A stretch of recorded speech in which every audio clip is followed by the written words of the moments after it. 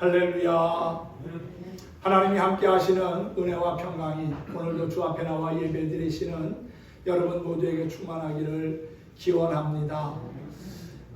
오늘 민수기 14장의 말씀을 배경으로 믿음의 눈을 가집시다 라는 주제로 함께 은혜를 나누고자 합니다. 비록 우리가 세상 살지만은 세상의 눈을 가지고 살아가기보다는 하나님이 주신 믿음의 눈을 가지고 살아갈 때 우리의 삶에 놀라운 역사들 또한 삶의 반전이 이루어지는 것을 경험하게 될 거라고 믿습니다. 하나님의 말씀인 성경을 읽다 보면은 하나님이 행하신 놀라운 구원의 역사들을 보게 됩니다. 그런데 또 한편으로는 안타까운 그러한 사건들도 많이 있지요. 품어서는 안 될 생각을 품고 해서는 안 될 말을 하고 저질러서는 안 되는 행동을 저지른 사건들이 있습니다. 그래서 하나님의 징계와 심판을 받기도 하고요. 또 감당하기 힘든 큰 고난의 시간들을 겪기도 합니다. 그 중에 하나가 오늘 본문에서 소개하고 있는 바란 광야 가데스 바네아에서 일어난 사건입니다. 이스라엘 백성들은 출애굽한 뒤 1년여 시간 동안 시내 광야에 머물면서 하나님의 백성으로 기본적인 훈련을 받았습니다. 지난 430년 애굽에서 바로의 백성과 노예로 살던 그들이 이제 하나님의 백성으로 거듭나는 과정을 밟고 있었던 거지요. 백성들은 하나님께서 주신 불기둥과 구름기둥의 인도로 가나안 땅 접견 지역인 바란 광야 가데스 바네아라고 하는 곳까지 이르게 되었습니다. 그런데 문제가 생겼습니다. 이스라엘 백성들이 가나안 땅 정탐을 요구한 겁니다. 두 가지를 확인해 보고 싶었습니다. 정말 우리가 가는 그 땅이 하나님이 예비하신 젖과 꿀이 흐르는 가나안 땅이 맞는지, 정말 좋은 곳인지, 또 한편으로는 그 땅을 우리가 능히 점령할 수 있는지 알아보고 싶었다는 거지요. 가나안에는 이미 여러 부족들이 살고 있었습니다. 원주민들이 살고 있었다는 거지요. 그런데 그 땅에 들어가서 과연 원주민들과 싸워 이길 수 있을까 하는 걱정스러운 마음도 없지 않아 있었을 거라는 겁니다. 그래서 모세는 각 지파 가운데 지휘관 되는 사람들을 한 사람씩 모집하게 합니다. 민수기 13장 2절에 보면은 그렇게 각 지파에서 지휘관을 한 사람씩 뽑아서 12명의 정탐꾼을 구성케 합니다. 그냥 아무나 착출해가지고 정탐하러 보낸 게 아닙니다. 그래도 각 지파에서 어느 정도 뛰어난 사람들, 또 탁월한 능력을 갖춘 지도력이 있는 사람들이 뽑혀서 정탐을 하게 되었다는 것이지요. 모세는 그들을 가나안 땅에 보내면서 민수기 13장 18절에 보면은 가나안 땅에 대한 다양한 정보를 수집하게 합니다. 먼저 그 땅 거민이 강한지 약한지, 많은지 적은지, 또 그 땅이 좋은지 나쁜지, 성읍이 진영인지 산성인지, 토지가 비옥한지 메마른지, 나무가 있는지 없는지, 이러한 것들을 탐지하고 오라고 한 겁니다. 그러니까 다양한 정보를 수집해서 오라는 것이었지요. 정탐꾼들은 40일 동안 정탐을 그렇게 다 둘러보고 마치고 돌아와서 보고를 했습니다. 우선 가나안 땅에 가져온 과일을 보이면서 그 하나님이 말씀한 땅은 젖과 꿀이 흐르는 정말 좋은 땅, 복된 땅이라는 보고를 합니다. 그런데 문제는 이스라엘 백성이 그 땅을 점령할 수 있는가 하는 문제에 대해서는 서로 엇갈리는 의견이 나왔다는 거지요. 여호수아와 갈렙은 충분히 그 가나안 땅을 점령할 수 있다고 보고한 반면 나머지 10명의 정탐꾼들은 가나안 땅 들어가는 것이 불가능하다는 보고를 합니다. 그들은 이스라엘 자손 앞에서 그 정탐한 땅들을 악평하며 가나안 사람들은 신장이 크고 또한 네피림이라고 하는 아낙 자손의 거인들이 그 지역에 살고 있기 때문에 그들과 자신들을 비교해보면 메뚜기만도 못한 존재이기에 불가능하다는 보고를 한 것이지요. 안타까운 것은 이스라엘 백성이 여호수아와 갈렙의 말에 귀를 기울이기보다는 오히려 부정적인 보고를 한 10사람의 정탐꾼들의 말을 받아들였다는 겁니다. 그들의 보고를 들은 백성들은 오늘 본문에 보면 소리 높여 부르짖고 밤새도록 통곡하는 모습을 보입니다. 그리고 모세와 아론에게 원망의 목소리를 높이고 있지요. 심지어 가나안 진군을 포기하고 애국으로 돌아가자고 그렇게 반역의 모습을 보이며 모세와 아론을 돌로 치려고까지 했습니다.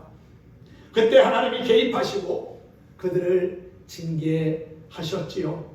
모세의 기도로 당장의 화는 면했지만 여호수아와 갈렙을 제외한 불평하고 원망한 이스라엘 백성들은 결국 가나안 땅에 들이지 않겠다는 말씀을 합니다. 이 민수기 14장 말씀을 끝까지 쭉 읽다 보면은요, 하나님께서 애굽에서 나온 1세대 사람들, 20세 이상 되는 사람들은 다 여호수아와 갈렙을 제외하고는 가나안 땅에 들이지 않겠다는 말씀을 합니다. 그리고 20세 미만 애굽에서 나온 사람들과 광야에서 태어난 출애굽 2세들이 결국 하나님이 예비하신 그 땅에 가게 될 거라는 말씀을 하지요. 그리고 저들은 가나안 진군이 그 다음 세대가 태어나 성장할 때까지 무려 40년 동안을 들어가지 못하고 연단의 시간을 갖게 될 거라는 말씀을 듣게 됩니다.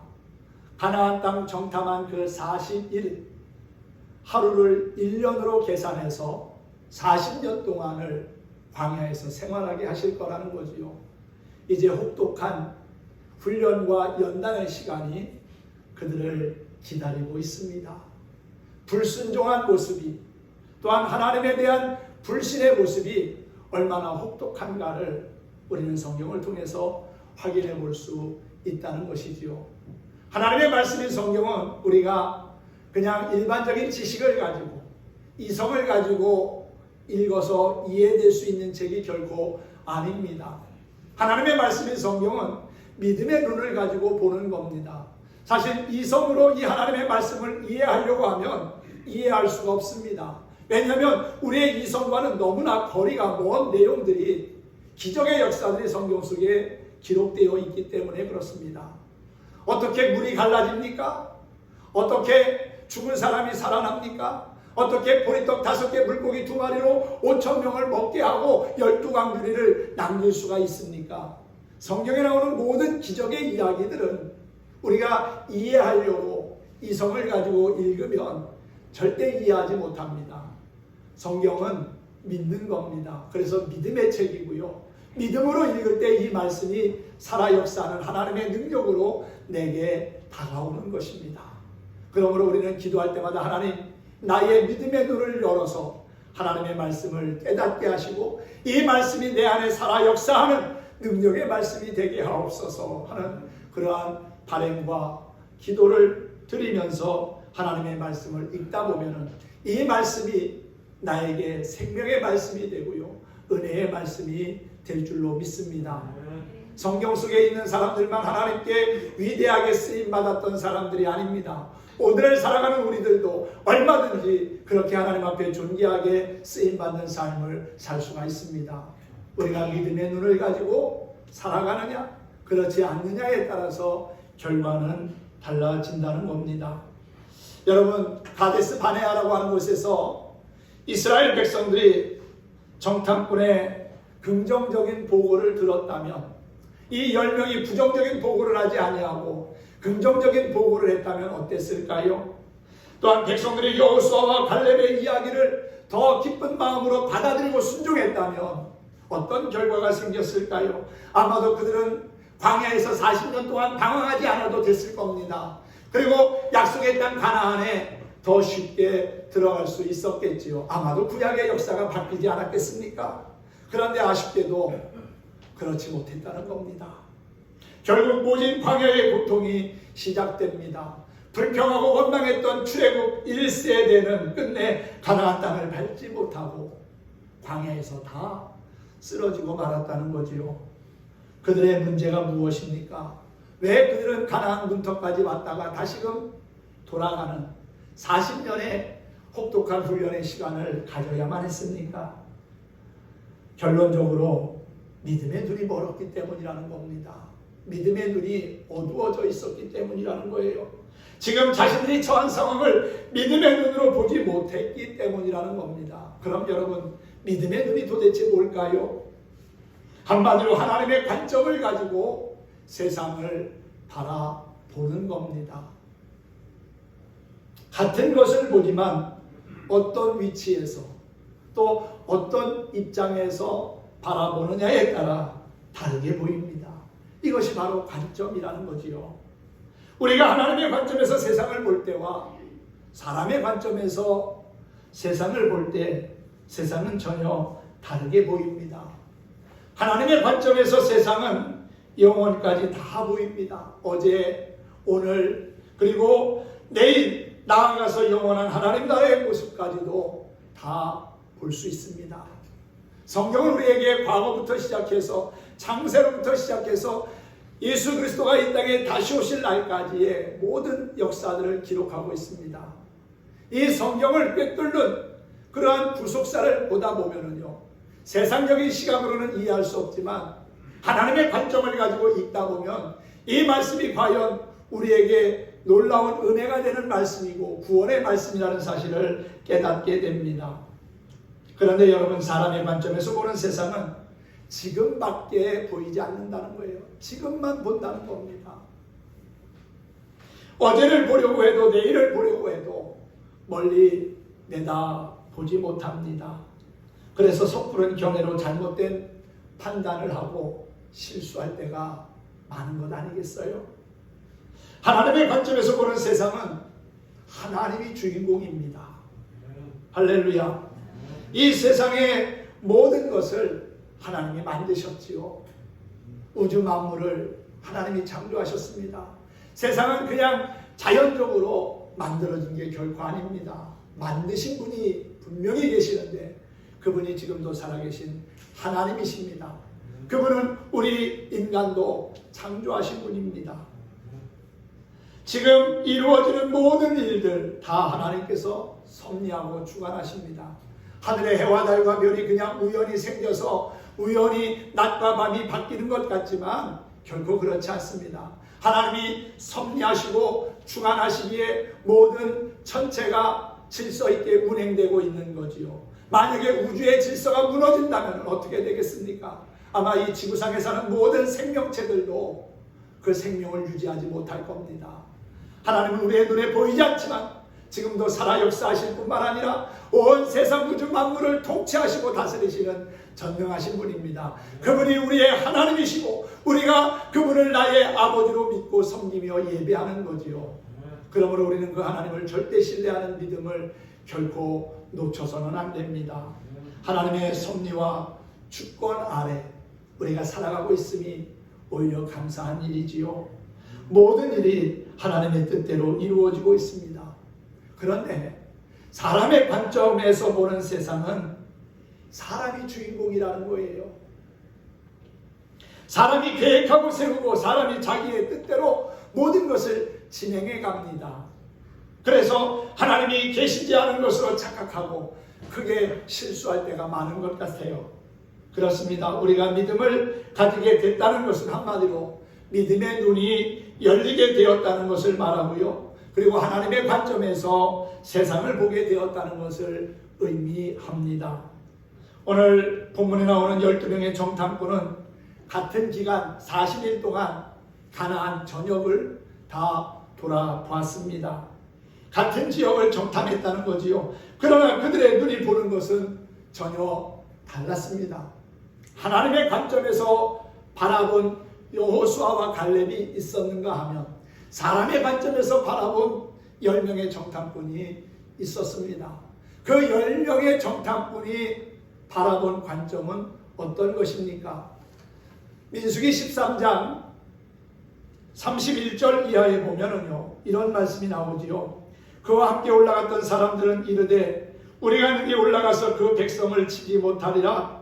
그들은 우리보다 강하니라 하고 이스라엘 자손 앞에서 그 정탐한 땅을 악평하여 이르되 우리가 두루다니며 정탐한 땅은 그 거주민을 삼키는 땅이요 거기서 본 모든 백성은 신장이 장대한 자들이며 거기서 네피림 후손인 아낙 자손의 거인들을 보았나니 우리는 스스로 보기에도 메뚜기 같으니 그들이 보기에도 그와 같았을 것이니라 그랬습니다. 이 말씀은 바로 10명의 정탐꾼들이 세상의 관점을 가지고 보고 온 가나안 땅의 모습이었습니다. 그런데 오늘 본문 말씀 9절을 보면은요, 여호수아와 갈렙이 하나님의 관점으로 보고하는 내용을 볼 수 있습니다. 다만 여호와를 거역하지 말라. 또 그 땅 백성을 두려워하지 말라. 그들은 우리의 먹이라. 그들의 보호자는 그들에게서 떠났고 여호와는 우리와 함께 하시느니라. 그들을 두려워하지 말라고 그렇게 심주어 말하고 있는 여호수아와 갈렙의 모습을 보게 됩니다. 어떻게 이렇게 다를 수 있을까요? 40일 동안 같은 장소를 보고 왔는데 10명은 안 된다는 거예요. 불가능하다는 겁니다. 자신들은 메뚜기만도 못하다는 그러한 정말 부끄러운 보고를 하고 있어요. 반면에 여호수아와 갈렙은 그들은 우리의 먹이다. 능히 그 땅을 우리가 차지할 수 있다. 그들의 신은 그들에게서 떠났지만 하나님은 우리와 함께 하시기에 그 땅을 우리에게 주신다고 약속하셨기에 우리가 그 땅에 능히 들어갈 수 있다고 하는 희망에 찬 보고를 하고 있습니다. 사랑하는 성도 여러분, 어떻게 이렇게 다를 수 있냐면 관점의 차이라는 거지요. 여호수아와 갈렙은 하나님의 관점에서 믿음의 눈을 가지고 정탐을 했지만 나머지 10사람은 사람의 관점에서 불신앙의 눈을 가지고 정탐을 한 겁니다. 여호수아와 갈렙에게는 믿음의 눈이 열렸지만 나머지 10사람의 정탐꾼은 믿음의 눈이 멀어 있었다는 것이지요. 사랑하는 성도 여러분, 하나님 앞에 기도할 때마다 하나님 나의 믿음의 눈을 열어서 하나님의 말씀이 깨달아지게 하시고 이 말씀을 믿고 의지하며 살아가게 하옵소서. 그렇게 기도할 수 있기를 소망합니다. 시편 119편 18절 말씀을 보면은 시인이 하나님께 이렇게 소원을 아뢰었어요. 내 눈을 열어서 주의 법의 기이함을 보게 하옵소서. 하나님, 나의 눈을 열어서 주께서 행하시는 놀라운 역사들을 깨닫게 하옵소서라고 구하고 있다는 거지요. 그렇습니다. 우리에게 믿음의 눈이 열려야 합니다. 우리가 하나님의 관점에서 세상을 볼 수 있다면 얼마나 좋겠습니까? 안타깝게도 오늘 본문의 이스라엘 백성들은 여호수아와 갈렙, 모세와 아론 4사람을 제외하고는 믿음의 눈이 어두워져 있었어요. 그래서 그들이 여호수아와 갈렙, 모세와 아론을 돌로 쳐서 죽이려고까지 한 것 아니겠습니까? 그 결과 하나님의 준엄한 심판이 임하게 된 겁니다. 왜 그들이 그렇게 되었을까요? 왜 그들은 믿음 없는 그러한 모습을 오늘 우리에게 보여주고 있습니까? 첫째는 증거를 찾았기 때문이라는 겁니다. 하나님의 말씀은 믿고 순종하며 나아가는 것이지 증거를 보여달라고 해서 확인한다고 해서 그것이 사실과 아니고 판가름되는 게 결코 아닙니다. 신명기 1장을 보면 오늘 본문의 배경을 보다 자세하게 알 수 있습니다. 신명기 1장 21절과 22절에 보면 너희 하나님 여호와께서 이 땅을 너희 앞에 두셨은즉 너희 조상의 하나님 여호와께서 너희에게 이르신 대로 올라가서 얻으라. 두려워하지 말라, 주저하지 말라 한즉 너희가 다 내 앞에 나와 말하기를 우리가 사람을 우리보다 먼저 보내어 우리를 위하여 그 땅을 정탐하고 어느 길로 올라가야 할 것과 어느 성읍으로 들어가야 할 것을 우리에게 알리게 하자 하기로. 그 땅을 한번 미리 살펴보고 싶다는 거지요. 하나님께서 가데스 바네아에서 바로 가나안 땅으로 진군하라고 말씀하셨는데 이스라엘 백성들은 정탐꾼을 보내서 확인해 보자는 거예요. 어느 길로 올라가야 하는지, 어느 성읍으로 들어가야 하는지를 확인해 보고 싶다는 겁니다. 왜 정탐꾼들을 보내자고 제안했을까요? 한마디로 확실한 증거를 보고 싶었기 때문입니다. 가나안 땅이 정말 복된 땅이라고 하는 증거, 가나안 땅을 확실히 정복할 수 있다는 증거가 알고 싶었던 거지요. 그렇습니다. 믿음의 눈이 어두워지면은요, 자꾸만 증거를 찾으려고 합니다. 확실하게 눈으로 확인할 수 있는 보장을 찾는다는 거지요. 연세가 드시면 시력이 점점 약해집니다. 그래서 이제 안경을 의존하게 되고 또 돋보기도 써서 그렇게 생활하기도 하지요. 앞이 보이지 않으면 참 힘들고 답답합니다. 그런데 육신의 눈만 힘든 게 아니라 영혼의 눈이 점점 쇠약해지면은요, 하나님의 말씀이 믿어지지 않고요, 자꾸만 의심이 생깁니다.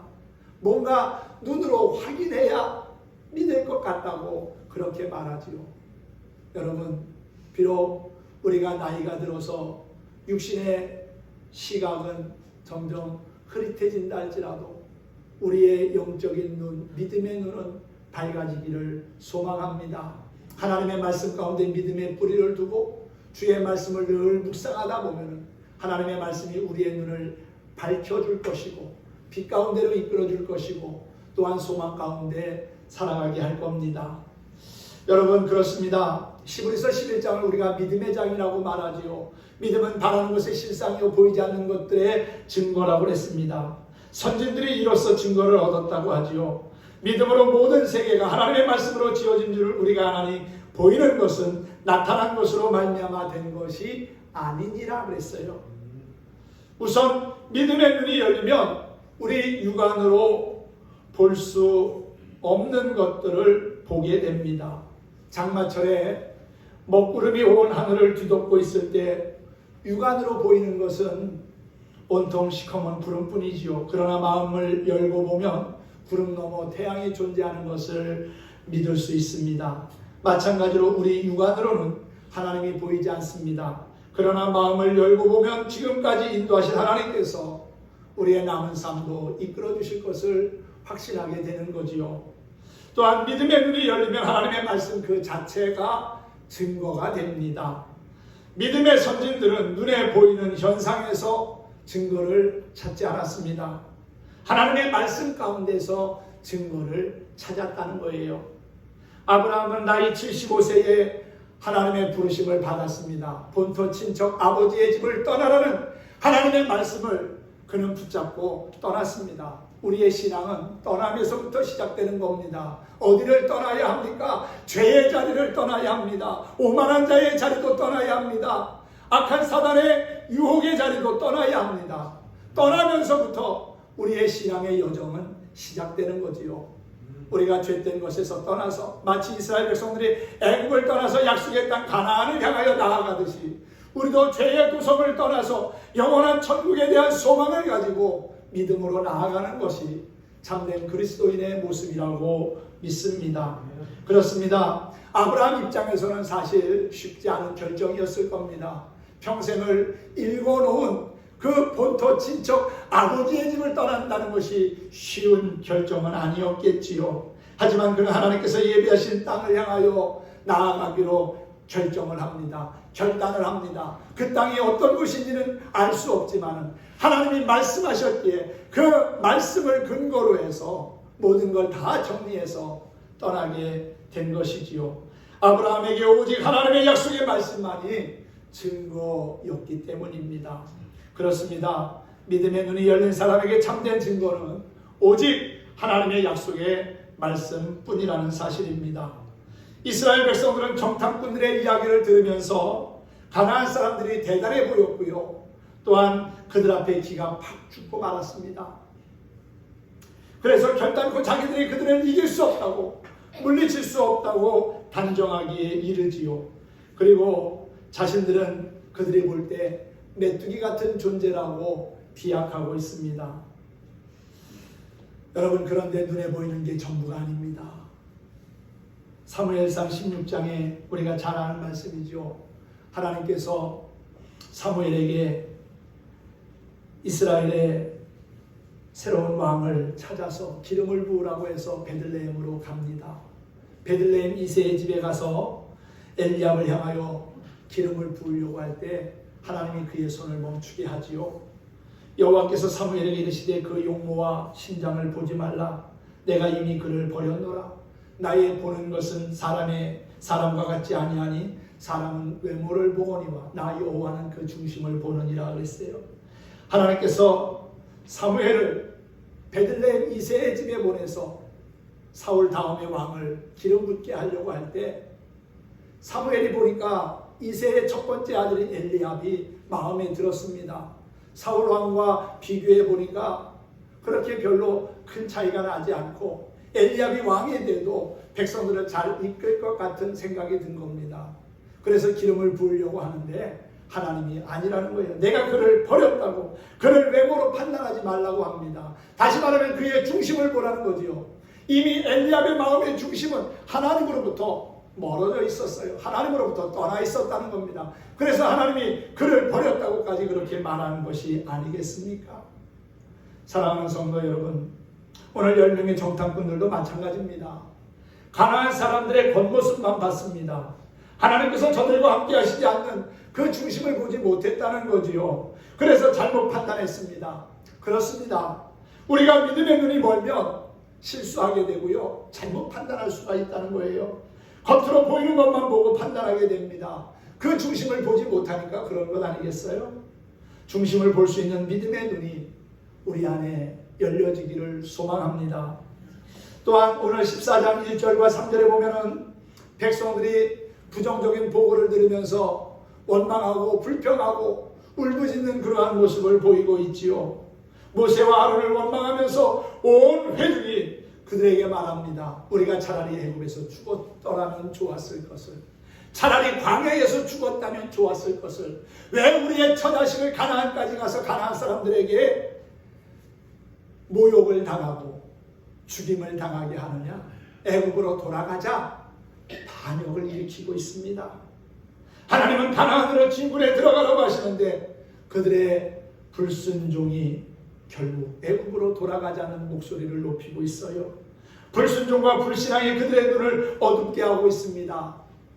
그들은 하나님의 크고 놀라운 기적을 체험한 바가 있습니다. 애굽에 10가지의 재앙이 내리면서 출애굽한 그 자체가 기적 아닙니까? 뿐만 아니라 홍해가 갈라지는 놀라운 역사도 봤습니다. 바다를 마른 땅처럼 건너왔습니다.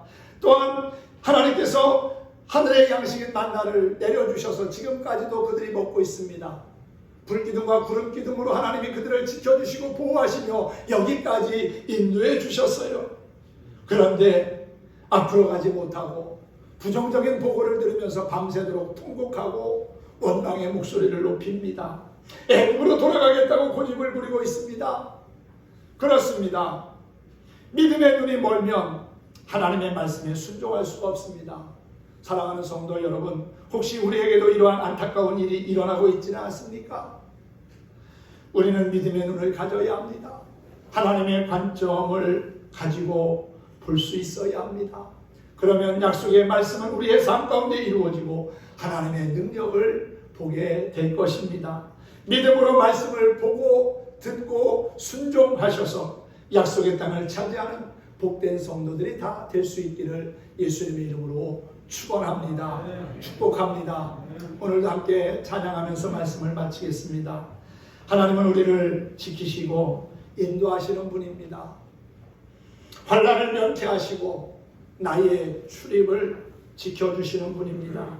나의 도움이 천지를 지으신 그 하나님께로부터 비롯되었다는 것을 함께 우리가 감사하면서 찬양하도록 하겠습니다. 하나님은 너를 지키시는 자라는 찬양을 함께 부르겠습니다.